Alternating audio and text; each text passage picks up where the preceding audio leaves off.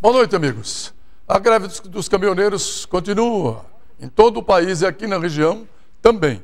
O protesto é pelo frete barato, o protesto é pelo pedágio caro e principalmente pela alta no combustível. Sabe o que isso significa? Por exemplo, no setor de frangos, o Paraná produz 300 milhões de aves por mês e abate 150 milhões. As granjas estão com os frangos morrendo de fome, porque já não tem mais comida, e não dá para abater, se abater não tem onde entregar. Que situação, hein, Marcelo? Quem gosta de frango vai esperar muito, hein? Boa noite. Oi, boa noite para todos. Eu quero falar de uma coisa boa, uma sugestão para você. Pode ir amanhã na Hashimitsu, que agora já está com a sua linha de Páscoa. A Hashimitsu é a melhor doceria de Londrina. Agora em 4 endereços. Loja principal no Jardim Bela Suíça, na Avenida JK, no aeroporto de Londrina, e a nova loja na Galeria Alameda Jardino, na Gleba Palhano. Hashimitsu, também aberto aos domingos. E outra sugestão, Gin-Gin. Gin-Gin, o momento mais gostoso do dia. Gin-Gin, pode ser a sua hora do almoço. Gin-Gin, sozinho ou com a família. Gin-Gin, na Gin-Gin é delicioso. Vem, aqui sempre é feito na hora. Vem pra Gin-Gin, vem agora.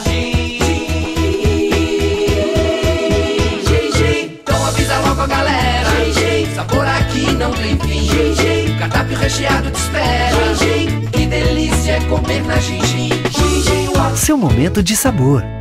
Quem está aqui no programa da segunda-feira é o economista Almir Roquembar. Boa noite, Almir, como vai? Boa noite, Marcelo. Boa noite, Mili. Como vai, Almir? Bem-vindo. Tudo bem, vocês, tudo em paz, né? Tudo.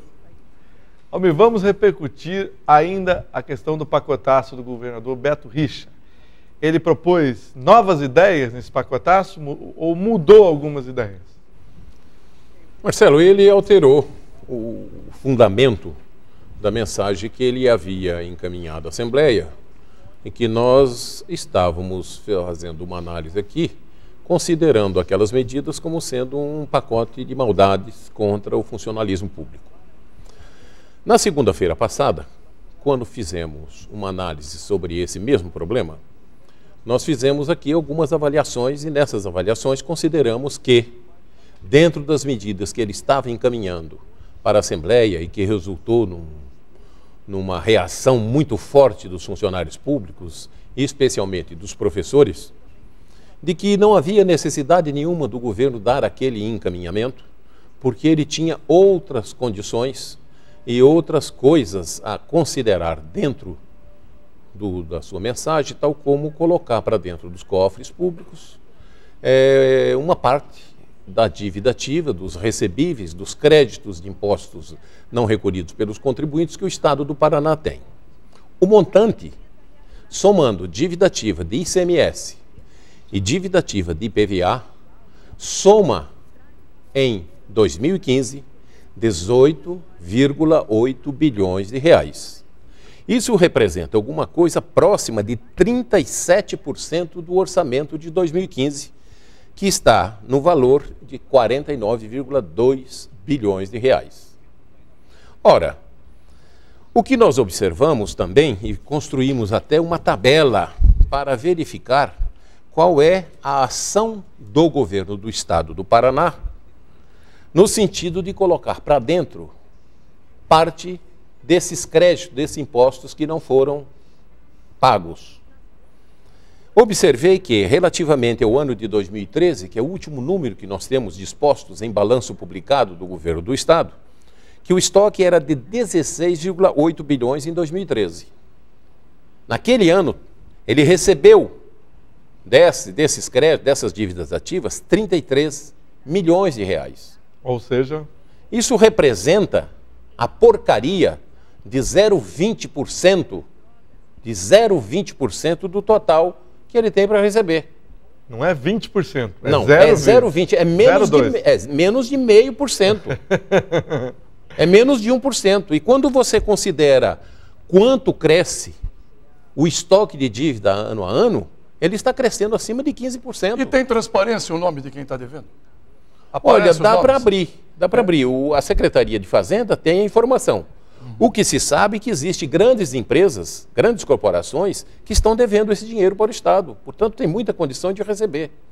Eu não estou aqui afirmando que dívida ativa o setor público consegue receber 100%. Não é assim. Mas quanto mais for a ação predatória da Procuradoria, das Procuradorias do Estado, no sentido de que eles continuem recebendo cada vez menos, isso serve de estímulo para que os contribuintes deixem de pagar. Não vai acontecer nada mesmo, melhor não pagar. Porque eles não têm uma ação adequada para recuperar esses créditos. Vai receber quanto por cento? O raciocínio é assim, paga o advogado e vai tocando. Ninguém sabe quanto vai receber, mas eu acho que a ação de Procuradoria de Fazenda que estimule o recebimento, ele faz com que no ano seguinte todos paguem mais. E haja uma diminuição desse crescimento desses créditos.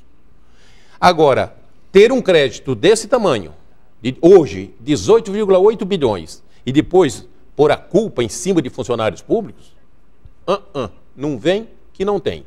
E temos que fazer aqui uma consideração. O volume de votos, a quantidade de votos que o Beto Richa recebeu no Paraná esteve acima de 70%. O que isso significa? Significa que ele era, pelo menos até aqui, um expoente político que poderia transpassar as fronteiras do estado do Paraná e ser um líder político nacional. Tinha toda essa condição. Quer dizer, produz um saco de maldade contra o funcionário público, encaminha isso para a Assembleia e se transforma num saco de pancada. O que é isso? Pouca inteligência. Ou pouca assessoria. Muito ruim. Tem que ter cuidado com quem ouve. Almir, quais são as novas medidas propostas? Bom, o que eu observei aqui foi o seguinte, ele alterou e decidiu fatiar a proposta anterior. E agora ele fala da implantação da nota fiscal paranaense que nós conversamos aqui segunda-feira. Em São Paulo já tem, né? Já tem. Em Brasília, no Distrito Federal, em diversos estados. Serve para quê isso? Ela premia aquele que combate sonegação. Você, por exemplo, vai pedindo nota fiscal de tudo que você consome. Isso você entra num cadastro, você faz uma pontuação em cima daquelas notas que você conseguiu angariar, exigir durante um ano. Isso se transforma em pontuação e depois você pode, inclusive, deduzir do seu IPVA. Do IPVA? Do IPVA. É uma boa. Você abate IPVA do seu IPVA, caro. Claro. E, inclusive, há estados que devolvem isso em dinheiro. O que é mais correto. O que é mais correto. O que é mais certo. Agora, quanto mais a ação do consumidor no combate à sonegação fiscal, tanto melhor será a situação financeira do Estado. Claro. Eu não sei até por quê o Estado do Paraná não tem a nota legal até hoje. Eu não sei por quê. Então, ele toma essa providência que eu acho extremamente positiva. Nós falamos disso na segunda-feira passada, quando isso não estava em pauta. Né? Veio para a pauta, acho extremamente positivo. A outra questão, ele fala da venda de títulos referente à dívida ativa. Tem então, gente ele vai vender. Compra. Ele deve montar uma tabela de ágio ou de deságio, alguns juros, para você descontar em algum imposto futuro ou ter alguma ação em cima de licitações, algumas coisas que você pode fazer. Você cria alguns estímulos e começa a colocar dinheiro para dentro do cofre. A outra coisa é a criação do cadastro dos grandes devedores, que é isso que você acaba de perguntar, se tem controle sobre isso, né? Esse cadastro existe, você tem que separar os grandes devedores dos maus devedores. E, inclusive, na segunda-feira, o Militão fez uma colocação aqui, que era, por que não encaminha isso para a Justiça? Não, para esses órgãos de combate ao mau devedor, né? SPC, sim, Serasa, sim, né? Sim. Você tem que inabilitar eles aos novos créditos, porque daí ele corre para pagar. Você tem esses cadastros. Agora, tem que ter uma ação, não pode ficar isso de uma recuperação de 0,20. Espera aí, não é brincadeira esse dinheiro. Não pode, e também não pode a situação atual, né? Os professores em greve das escolas estaduais, universidades, e é complicado. O governo sem caixa. Almir, deixa eu te dar um dado que me contaram ainda agora, hoje. Quando o Beto assumiu em 2010, a folha de pagamento era de 10 milhões de reais. 10 bilhões, 10 bilhões de reais por ano. Tá bom. Agora é de 18 bilhões, em 4 anos passou para quase dobrou. 80%. Deve ter Ele disse que crescido 20% ao contratou ano. 10 mil policiais. Aqui entre nós, a gente olha, mas será que... Bom, 10 mil policiais deve estar espalhado por... A verdade é que 10 mil policiais, mas os assaltos continuam, o roubo continua, explosão de caixa continua, a falta de segurança continua. Só que quase que dobrou a folha de pagamento. Quase que dobrou, é verdade. É verdade. E os aposentados? Quantos que se aposentam por ano? Eu vi aqui que ao final do governo dele deve entrar mais 20 mil aposentados.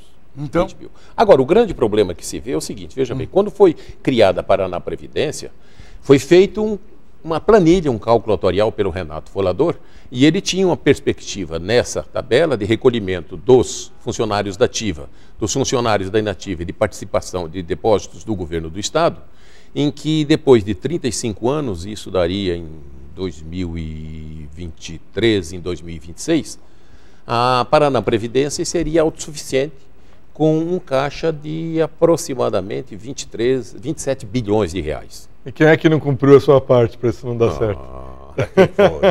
O governo não pagou. Londrina também, a prefeitura não paga a Capismel. A prefeitura não paga a Capismel. Deve quanto, Marcelo?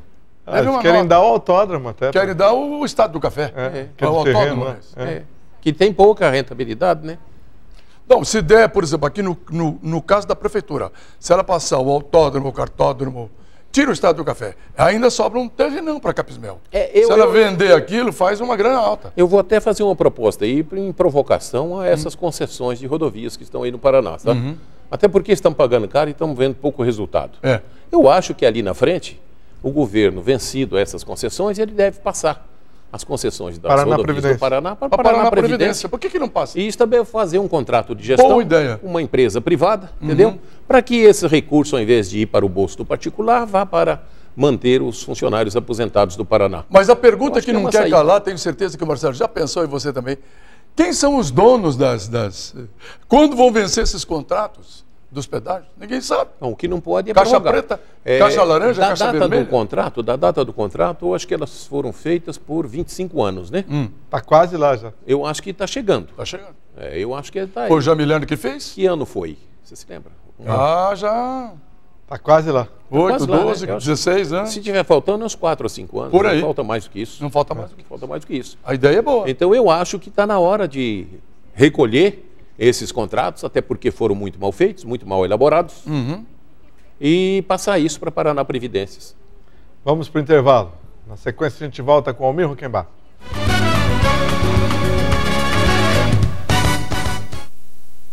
Quadra Construtora apresenta Morar na Palhano é tudo de bom.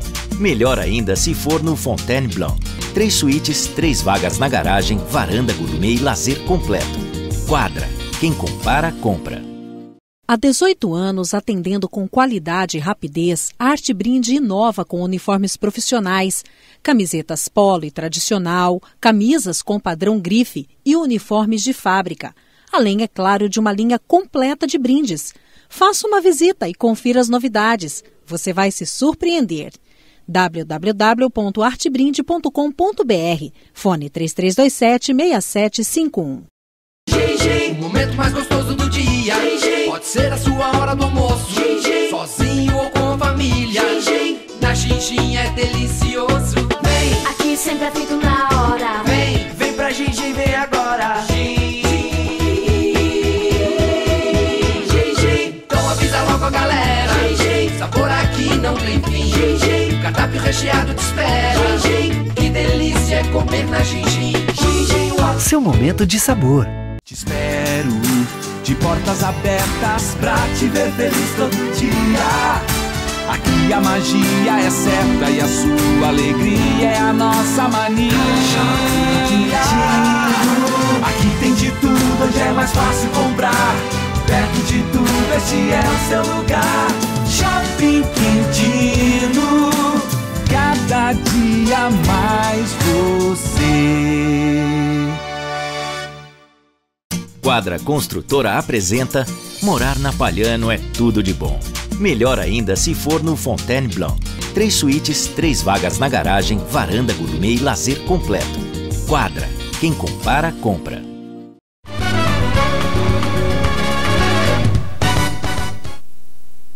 Estamos de volta. Olha, no ano que passou, o carro mais roubado em Londrina e região foi o Gol.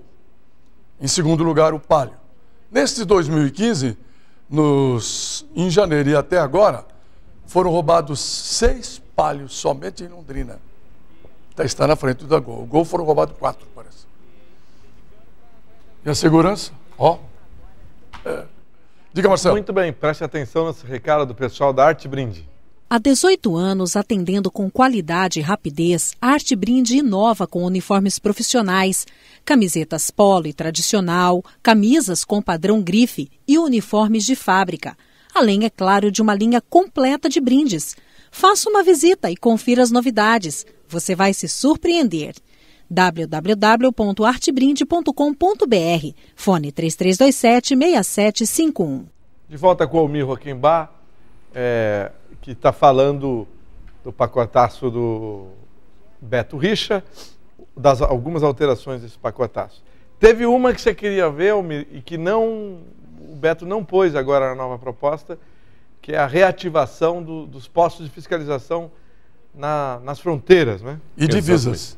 Fronteiras e divisas. Não, o de fronteira internacional é da competência da Receita Federal. Esses postos fiscais, na verdade, são de divisas entre estados, né?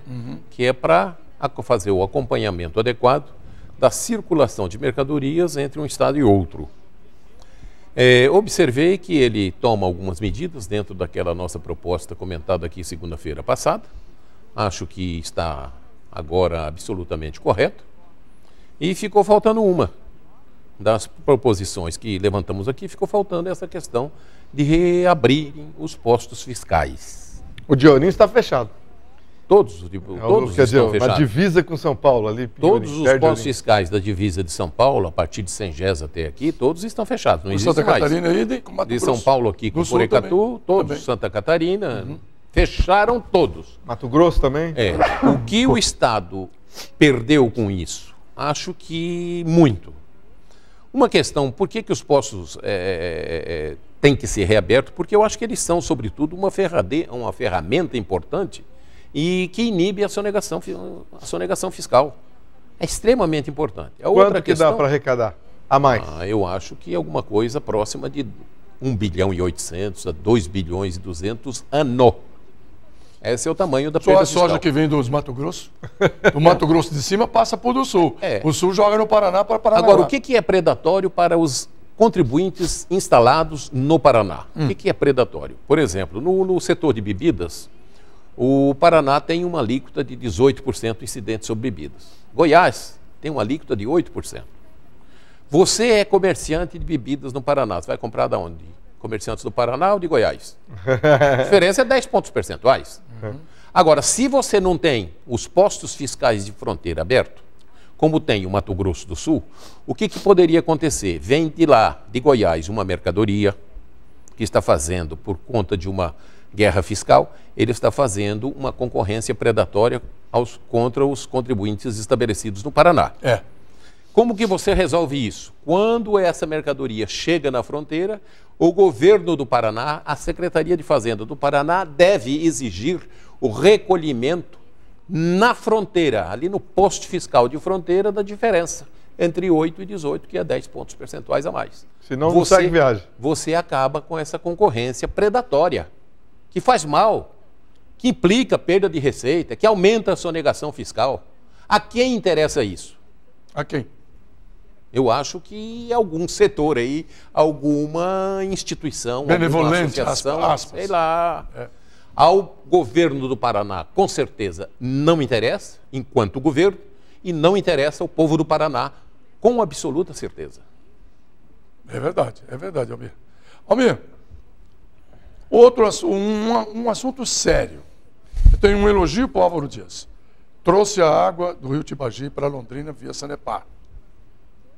E tenho um elogio pela metade. Já cumpriu a função. Muita gente não vai gostar do que eu vou falar. Vão ficar bravo, vão me xingar. Mas foi bom enquanto durou. O ensino gratuito das universidades estaduais foi bom enquanto durou. O Raul tem um projeto porque ele acha que não dá mais para pagar. O Estado não consegue mais pagar o custeio das universidades estaduais, são várias. Não é só, antes era só Londrina, Maringá e depois Ponta Grossa. Agora é Cascavel, Jacarezinho, a Universidade do Norte Velho, lá do Sudoeste, Guarapuava. O Estado não aguenta pagar. Não estaria na hora de repensar o assunto? Para o aluno contribuir com pelo menos R$100 por mês? Bom, eu vou dizer... um pouquinho menos de cerveja no mês? Eu me formei na UEL. Na UEL. Sim. Em 1975. Sim. O meu reitor era o Oscar Alves. Sim. Naquele tempo eu me lembro que havia uma obrigatoriedade de que nós pagássemos a matrícula. Sim. E esse dinheiro nem ficava na UEL. Sim. Ele era todinho destinado aos órgãos, às entidades que precisam desse recurso, e a UEL era uma entidade beneficente e que atendia algumas sociedades aqui, como a PAI. Sim. Especialmente a PAI, sim. recebia alguns recursos relativamente a essas matrículas, e todos pagavam com muita tranquilidade. Porque o aluno que não pode pagar, e outra coisa, a estadual podia até se inscrever no FIES, se bem que a Dilma não está pagando mais, está aqui na Isto É, reabriram agora, mas está dizendo aqui, ó, a Isto É está dizendo que a Dilma traiu os bolsistas do FIES, atrasou os recursos do Pronatec e cortou o orçamento da educação. E o fundamento do discurso dela era pátria educadora? Pátria educadora. Educadora do quê? De bandidagem? De corrupção? De assassinatos? Mensalão, petrolão. Mensalão? Só roubo? É. Só se for pátria educadora da roubalheira. Mas, voltando a isso, não poderia o aluno que não pode, vamos dizer, taxa de R$100 na UEM, na Universidade Estadual de Maringá. Quem não pode pagar, vai por FIES. Uhum. Eu acho que veicular isso à declaração de renda dos pais seria uma forma de você não cometer injustiça. Porque o pessoal me para na rua e cobra. Militão, como é que pode? Você vai no curso de medicina, tem lá, todo aluno tem um carro. Senão que ele, R$100 ele poderia pagar. R$100 é o quê, Almir? É um jantar no Serafine. Para uma pessoa. Para uma pessoa. É verdade. Então, quer dizer, foi bom enquanto durou. Mas era só a UEM, a UEL e a Universidade de Ponta Grossa. Nem Curitiba tinha. Porque Curitiba tem a Federal. Londrina não tem a Federal. Por isso que o Raul, justiça se faça a ele. Ele tem um projeto lá criando a Universidade Federal do Norte do Paraná. Mas aí vem o pessoal da Universidade de Tecnologia e diz assim, mas já temos. Não tem. Tecnologia forma tecnólogo. Não é a federal que tem medicina, odontologia, direito, não é um curso completo. Não é curso completo, não é curso de graduação. Nós temos que ter respeito para a educação. Está faltando respeito, né? Não é verdade? Inclusive para educandos e educadores, né? Está faltando respeito com eles. Eu acho que isso aí está virando uma mixórdia. Na capa da Veja, Almir, Os Segredos do Empreiteiro, ele é dinamite pura, é o seu Ricardo Pessoa, da UTC, que está preso em Curitiba e quer contar tudo. Você tem aí na Veja, aí na capa. O que ele fala? O que será que ele fala? Esse homem sabe tudo, né? Sabe tudo. Não se tenha dúvida de que ele sabe tudo e mais um pouco. Ele é dinamite na medida em que ele pode, falando o que precisa ser dito a quem precisa ouvir, que nesse momento é o Ministério Público e o Juiz Moro, se ele tiver a delação premiada autorizada e ele disser tudo o que vai dizer, porque ele está com medo de alguma coisa grave. Se ele não conseguir uma redução de pena, ele pode ser condenado a alguma coisa entre 90 e 180 anos de prisão. Para cumprir 30? Mesmo que seja para cumprir 20. Na China eles não perdem tanto tempo. Gente, corta a cabecinha, joga fora, mete uma bala na cabeça. Porque é gente muito mais nociva do que o Marcola. Agora, se ele falar, ele explode o PT e o Palácio do Planalto. Seria uma boa. Explode tudo.